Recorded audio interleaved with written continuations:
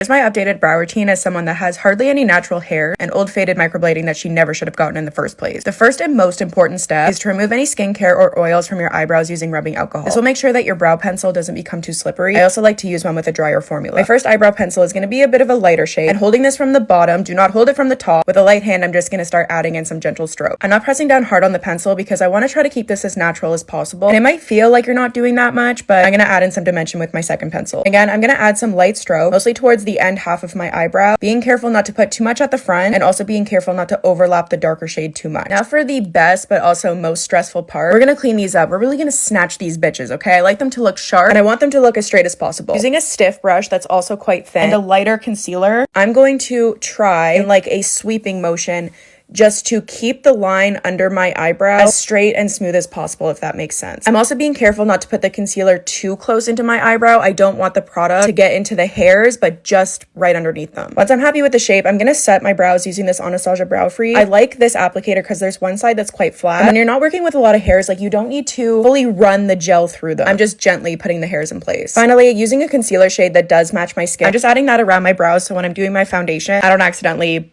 wipe them away.